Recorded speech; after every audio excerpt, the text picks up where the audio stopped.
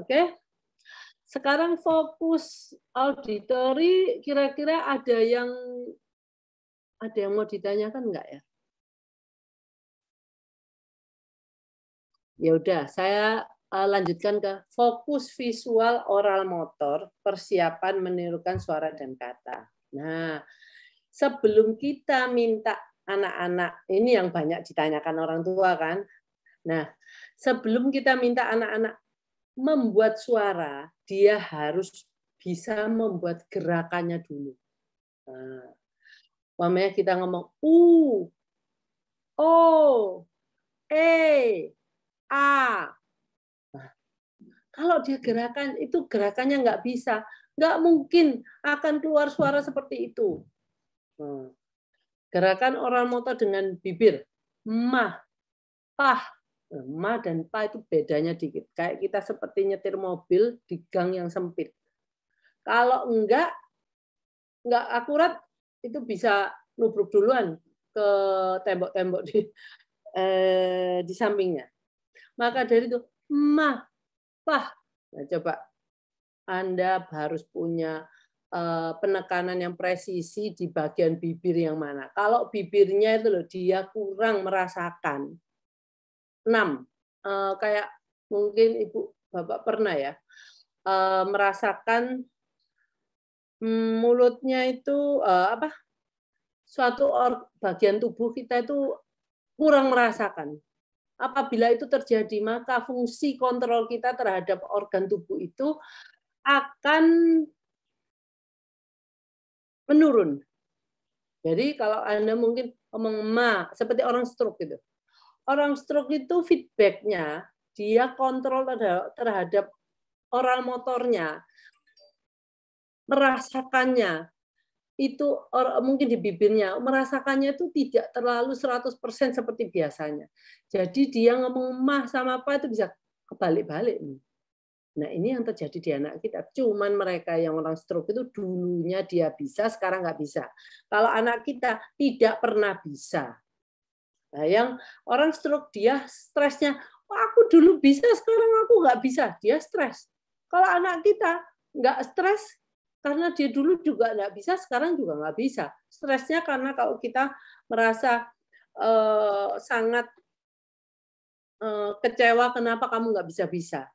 Nah, dia merasakan itu.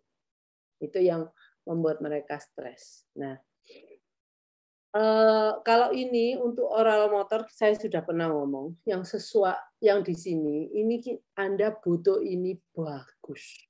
Ini untuk melatih semua yang ada di sini, semua mengunyah, menjilat, menyedot, meniup.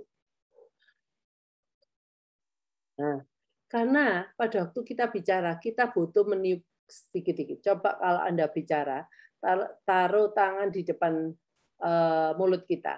Anda akan merasakan hembusan-hembusan napas yang keluarnya sesuai dengan kata-kata yang kita keluarkan, kita hasilkan. Nah, maka dari itu kita butuh kemampuan meniup.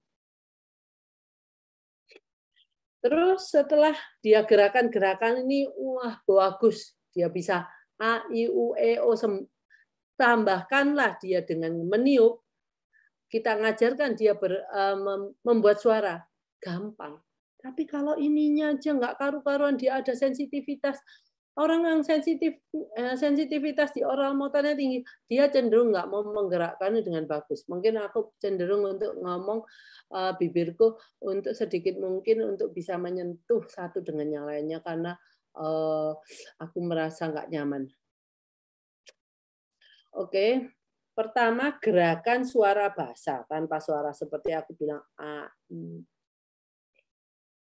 Setelah itu dengan suara A, I, U, E, O. Itu butuh untuk meniup dengan bagus. Oke. Fokus visual dan auditori. Itu kalau disambung jadi satu, bekerja bersama-sama akan menghasilkan identifikasi benda 3 dimensi atau 2 dimensi. Kita berarti ini dua-duanya visual dan auditorinya udah siap kan? Kita akan katakan kita akan pakai fokus visual dan auditori pada waktu kita memberikan kita menambahkan kosakata dengan identifikasi benda 3 dimensi. Identifikasi foto benda 2 dimensi. Ada anak yang lebih senang, lebih gampang belajar dengan benda, ada juga yang lebih gampang belajar dengan foto. Nah, biasanya kalau tadi menyamakan itu anak-anak lebih senang menyamakan dengan foto. Tapi kalau identifikasi, dia lebih suka, lebih mudah dengan benda. Terus, kalau ada sudah bisa, ini Ibu lihat, nah 5, 5, 5, 6, 6. Nah, 5 ini Anda bisa lakukan bersama-sama dalam satu waktu. Identifikasi anggota tubuh, yang pertama ya. Yang ke-1 juga benda. Benda yang disukai dia. Yang dipakai dia sering sehari-hari. Yaitu kenalkan ke dia. Sudah. Anggota tubuh, tolong jangan kenalkan yang ada di wajah dulu. Tangan, dia bisa melihat. Kalau dia hidung, dia harus lihat di kaca, nih hidungnya di sini. Karena mungkin anak-anak itu tidak bisa merasakan bahwa hidungnya di sini. Nah, kemampuan untuk proprioseptifnya mungkin kurang. Jadi, perkenalkan anggota tubuh yang bisa dilihat oleh dia. Jadi, visualnya bisa membantu. Identifikasi kata kerja dengan foto. Nah, itu kata kerja juga apa ya yang saya harus lakukan, perkenalkan kata kerjanya. Tidur. Atau makan. Makan itu sebenarnya makan. Buat aja videonya. Makan, makan, minum. Duduk, berdiri. Kalau bisa buat foto itu foto dirinya aja. Jadi Anda harus semua yang dikenalkan itu harus ada yang ke-1. Jadi jangan langsung mengenalkan 3 benda, 3 anggota tubuh, 3 kata kerja. Pertama kali 1. Benda pertama, apapun yang pertama dikenalkan, mungkin warna, mungkin bentuk, benda, itu selalu paling sulit. Pertama, kedua, ketiga. Setelah ketiga itu cuman pengulangan skill. Tapi pertama, kedua, ketiga dia tuh masih agak bingung-bingung sebenarnya itu apa tuh. Maka dari itu Anda harus sabar di pengenalan yang pertama, kedua, ketiga benda itu. Seperti identifikasi anggota tubuh ke-1, kedua, dan ketiga. Nah, itu mungkin anak masih bingung. Biasanya benda-benda itu di luar tubuh. Sekarang saya ini di tubuh saya sendiri. Ya. Kata kerja juga. Jadi foto atau videokan waktu dia melakukan itu. Melabel. Nah, kalau melabel itu sudah mulai dengan verbal. Nah, di sini kalau untuk anak-anak yang nonverbal, nah kita pakai ini gambar. Jadi kalau kita ngomong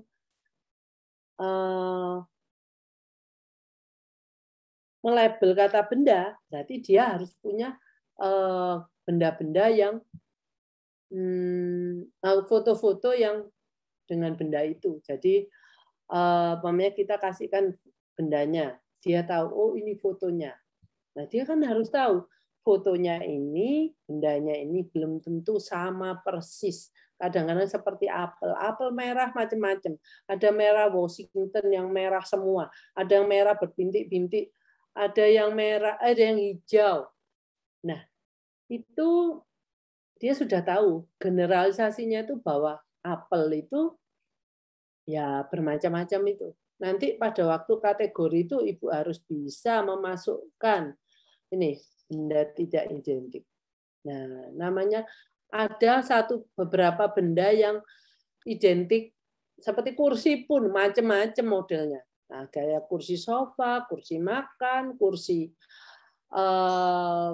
belajar, kursi yang tanpa senderan. Nah, itu kita kenalkan aja semua kursi itu dalam mengajarkan kategori. Oke. Mana ya? Sini ya. Setelah itu, oke. Sampai di sini, nah, untuk fokus visual dan auditori, saya harap Ibu dan Bapak mengerti tujuan saya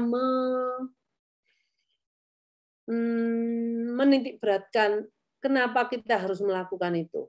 Jadi untuk orang tua yang anaknya sudah bisa, buatlah itu lebih kompleks. Untuk visualnya, anak saya sudah bisa visualnya. Oke, saya ajarin yang lebih kompleks gini. Kalau kita selalu menaruh yang ada di depan meja, bagaimana kalau kita memberikan, tidak semuanya di depan, juga ada di samping kiri, di samping kanan. Jadi dia melihatnya itu bisa melihat ke sana, oh iya ya, ini ada di sini. Nah, itu memperbesar space fokus visualnya, nggak cuma dia bisanya cuma yang ada di depan. Oke, bisa juga yang ada di samping. Kalau auditorinya, saya pikir tidak banyak orang tua yang melakukan fokus auditori ini. Tapi Anda bisa melakukan itu dari benda-benda yang mengeluarkan suara sampai suara kita. Mungkin pakai secara nggak langsung sambil melakukan apapun. Mungkin oke, dia nggak bisa ngomong mama. Oke, kalau tepuk a dulu. Papa juga i. Kalau sudah satu a bisa, buatlah pengulangan. Kalau sudah bisa pengulangan 2-3 kali, buatlah itu sebagai ritme. Nah, itu auditori. Nah, sebelum Ibu meminta anakku harus bisa bicara ini sendok, ini warna, ini mengatakan ini warna hijau. Nanti next saya akan mengajarkan untuk identifikasi. Nah, saya sekarang memberikan penekanan supaya identifikasinya nggak gagal total. Anda harus mempersiapkan fokus auditori dan fokus visualnya dengan baik. Oke? Itu yang hari ini mau saya katakan, karena saya nggak kepingin pada waktu saya ngomong identifikasi. Bu, nggak bisa, Bu. Nah, ya karena dia kemampuan untuk melihat dan mendengarnya itu nggak terlalu panjang. Gitu ya. Jadi tugas Anda yang mungkin sudah bisa dibuat kompleks. Fokus visual nggak harus di depan. Bisa di samping-samping, bisa di meja yang agak sana mungkin.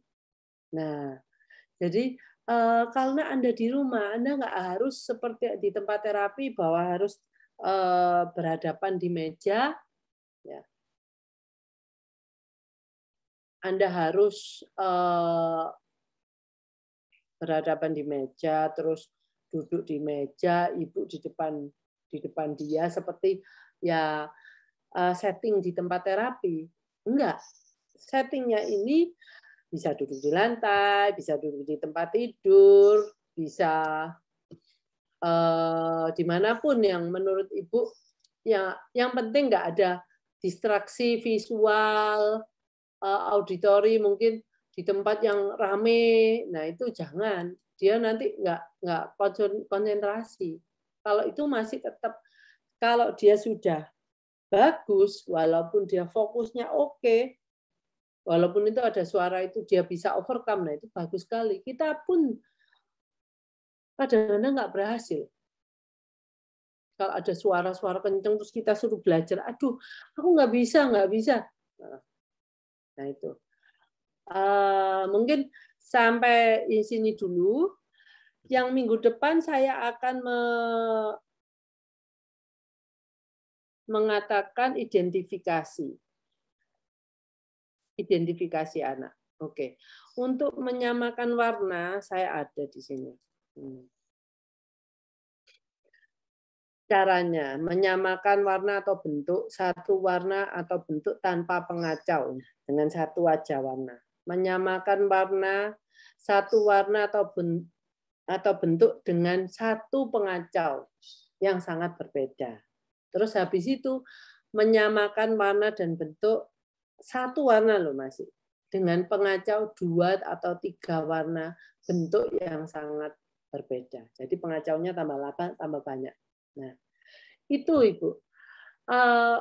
Ibu mungkin mendapatkan itu kok terlalu saya karena memberikan untuk anak-anak yang parah. Parah itu artinya sulit. Nah, dengan ini kemampuan kita untuk bisa menggolkan fokus visual itu probability-nya jauh lebih besar.